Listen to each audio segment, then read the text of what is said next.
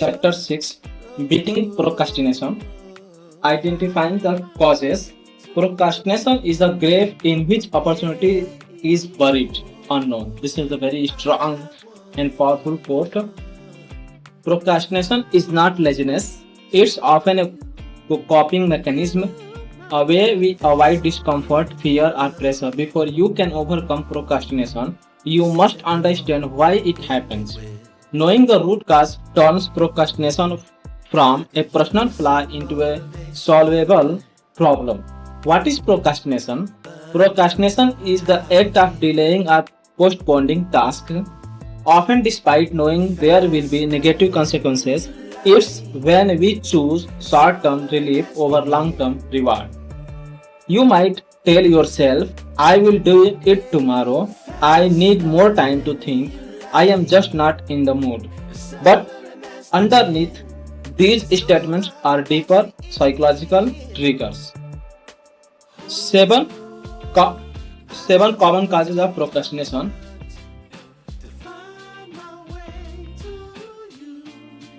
7 common causes of procrastination. First, fear of failure.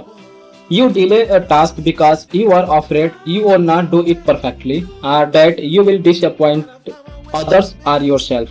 Example, you don't start writing your report because you are scared it won't be good enough. Solution, reframe failure as feedback. Progress matters more than perfection. Second, perfectionism. If it cannot be done perfectly, you had rather not do it at all. This creates paralysis instead of productivity. Example, you keep editing the same paragraph over and over instead of completing the draft. Solution, set a version 1.0 mindset. Done is better than perfect. Third, lack of clarity. You procrastinate because you don't know what to do next or how to begin. Example, a vague goal like work on business feels overwhelming. Solution, break large tasks into clear, concrete steps, write product descriptions, email supplier, etc. For overwhelm. Too much on your plate. You freeze. When your brain sees 15 unfinished tasks, it chooses comfort over chaos. Example, you avoid your task list entirely and escape into social media. Solution, prioritize, use the Eisenhower matrix or ABCDE method to sort what truly matters. Fifth, lack of motivation. You don't see the value or urgency of the task, so it slips down your mental priority list. Example, you delay updating your resume because it feels pointless right now. Solution, connect the task to a meaningful goal. This resume leads to a better job, better life. 6. Fear of judgment. You are afraid of being criticized or rejected, especially if the task will be seen by others. Example, you delay sharing your work even when it's finished. Solution, focus on progress, not applause. Feedback is part of growth. 7th, low energy or poor habits. Sometimes it's not psychological, it's physical. Bad sleep, diet, or environment all contribute. Example, you avoid tasks in the evening because your energy crashes. Solution, align your most important work with your peak energy hours. Create a clean distraction free workspace. Self reflection exercise. What's your pattern? Ask yourself, what kind of task do I always delay? What thoughts or emotions show up before I procrastinate? Is this about fear, fatigue, pressure, or confusion? Tracking these patterns for a week can help you identify your unique triggers. Final insight, procrastination is not a time management problem, it's an emotional regulation problem. Team, Team Cycle PhD. To beat procrastination, stop blaming yourself and start investigating yourself behind every delay in a deeper reason. Once you find the cause, you can build a better response. When you understand why you procrastinate, you unlock the first step to reclaiming your time and your potential. Eat that frog technique. Do the hardest task first. If it's your job to eat a frog, it's best to do it first thing in the morning. And if it's your job to eat two frogs, eat the biggest one first. Mark Twain, popularized by Brian Tracy. We all have a frog on our to-do list. The task we dread, avoid or delay, it's usually the one with the biggest impact, but also the most discomfort. The eat that frog technique is about starting your day with that task so procrastination has no room to grow. What is the eat that frog technique? Eat that frog means identify your most difficult or important task, your frog. Do it first before anything else. Don't let smaller, easier tasks distract you. It's based on the idea that once you have tackled your hardest challenge, everything else feels easier and you gain momentum for the rest of the day. Why this technique works? Beat procrastination at its roots. You avoid the I will do it later trap, boosts confidence. Completing the hardest task first gives a sense of victory, increases productivity. One big task done is greater than 10 small ones. Save, saves mental energy. You are not carrying the weight of the frog all day. Think of it as removing a mental roadblock early so the rest of your day flows. How to use the eat that frog method. Identify your frog. Ask, what the one things I'm most likely to procrastinate on today? Which task will have the greatest positive impact if I complete it? Example of frogs: making a difficult phone call, writing a proposal, tackling financial planning, finishing that long overdue report. Second, schedule it first. Block your first 1 to 2 hours for the day to eat your frog. No checking emails, no meeting, no distractions. Morning is the best because your willpower is the strongest and interruptions are fewer. Third, eliminate distractions. Silence notifications, shut your door. Use tools like Pomodoro timer, 25 minutes focus, 5 minutes rest, full screen writing apps, website blockers. Your frog deserved your full attention. Start imperfectly. Don't wait to feel ready or inspired. Just start. Progress leads to motivation, not the other way around. Even 10 minutes of work on the frog builds momentum. Fifth, repeat daily. Make it a habit. Every day, identify and eat one frog. Over time, your tolerance for discomfort and complexity will grow. Frog versus Toad, a note on procrastination. Prioritization, sorry. Frog versus Toad, a note on prioritization.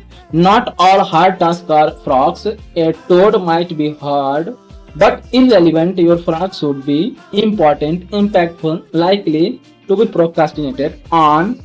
Don't eat every ugly thing on your list. Eat eat the one that matters. Eat that frog plus other technique. Pair with 80-20 rule. Eat the 20% task with the 80% results. Pair with the ABCDE method. Your A1 task is usually your frog. Pair with time blocking. Block morning time exclusively for your frog. Final insight: discipline is choosing between what you want now and what you want most. Abraham Lincoln. Your frog is not just a task, it's a symbol of what matters most.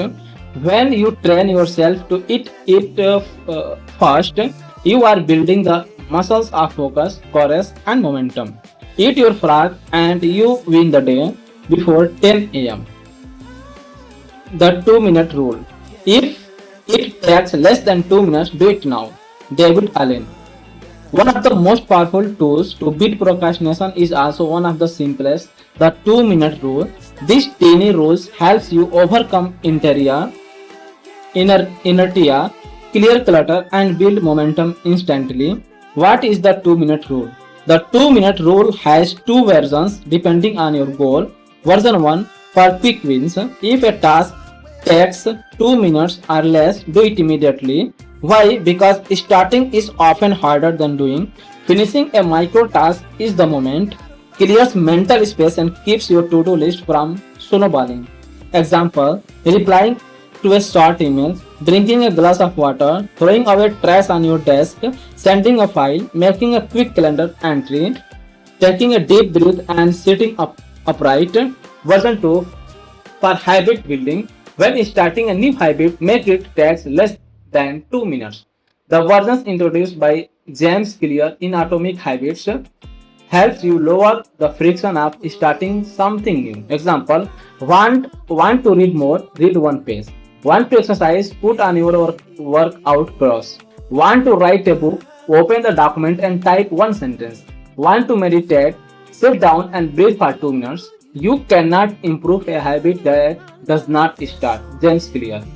The goal is not perfection, the goal is initiation. Why the 2-minute rule works? Reduces resistance, kills procrastination at the root, creates momentum quickly, builds up action first habit, keeps your mental and physical space clean. Most people overthink small tasks or wait for the right moment. The 2-minute rule forces you to act, not plan. How to use the 2-minute rule in daily life? Step 1. Scan your to-do list. Highlight all tasks that will take 120 seconds or less. Step 2. Do them immediately. No need to schedule them. Just do them right now. Step 3. Use it as a warm up. Before tackling a big project, complete a 2-minute task to gain quick momentum. Step 4. Apply it to a new habits.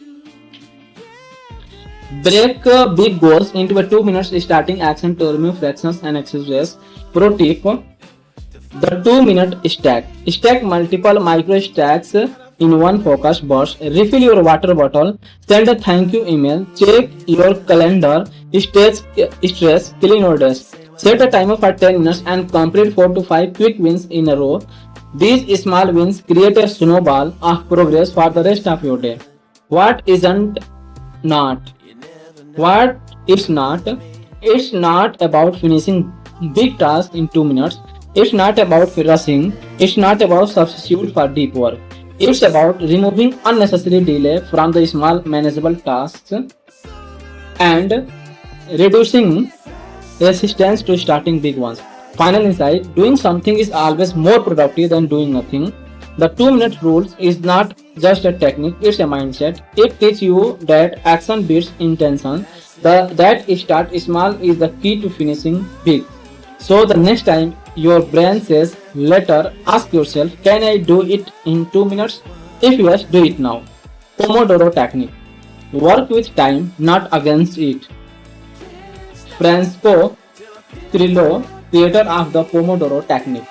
If you have ever felt stuck, distracted, or overwhelmed by a long to-do list, the Pomodoro technique might be your secret weapon. This simple time management method uses the power of short, focused bursts and scheduled breaks to help you stop procrastination and start making real progress.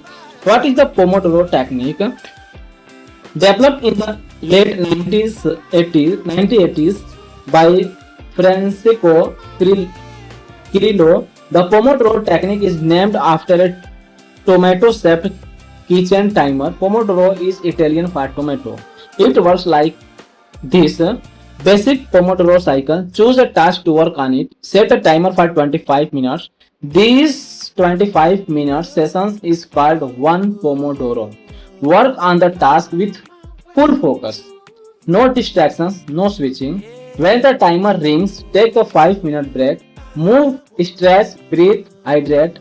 After 4 Pomodoros, take a longer 15 to 30 minutes break. Why it works so well? Beats procrastination by removing the pressure to work all day. Improves focus through short time boxes sessions. Builds urgency. The ticking clock makes you act faster. Provides structure for tackling large or vague tasks. Prevents burnout by encouraging regular breaks. Time becomes a tool for productivity, not a source of stress. How to use the Pomodoro technique? Step 1. Pick one clear task. No multitasking. Choose something specific like write one page of a report, revise slides, Read 10 pages of a book. Respond to emails. Step 2. Set a timer for 25 minutes. Use a physical timer, phone or app like tomatotimer.com, Focus Keeper, promofocus.io, Forest, gamified version. Step 3. Work deeply without interruptions. Turn off notification. Close unused tabs. Tell others not to disturb you.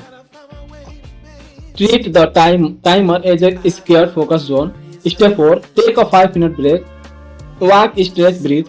Do something that refreshes your mind without pulling you into a new task. Step 5. Repeat. After 4 Pomodoros, take a longer 15 to 30 minutes break to full rest, reset. Ideal tasks for Pomodoro: writing and editing, studying or reading, coding and programming, admin or email work, cleaning or organizing, brainstorming ideas. Break big project into Pomodoro-sized chunks. Example: instead of write report, say Pomodoro 1 write create outline, Pomodoro 2 draft introduction, Pomodoro 3 write main body. Tracking progress. Each Pomodoro becomes a unit of focus. You can keep a Pomodoro log. One box is equal to one completed Pomodoro. Goal is equal to complete 6 to 8 Pomodoros per day. That's 3 to 4 solid hours of deep work. This gives you a visual sense of accomplishment and a clear boundary between work and rest. Common mistake to avoid. Mistake: fix. Multitasking during Pomodoro. Fix. Work on only one task per Pomodoro. Mistake is skipping breaks. Fix. Use breaks to recharge and prevent burnout. Mistake: using the break for social media. Fix. Choose restorative, non-distractive activities. Mistake: setting too long work intervals. Fix. Stick to 25 minutes short bursts. Keep focus high. Final insight: you don't need to work longer, you need to work smarter. The Pomodoro technique teaches you that focus is a skill and momentum is built in minutes, not marathons. When you consistently show up for 25 minutes sprint, procrastination fades, confidence grows, and progress becomes inevitable. Thank you very much for listening the audio book.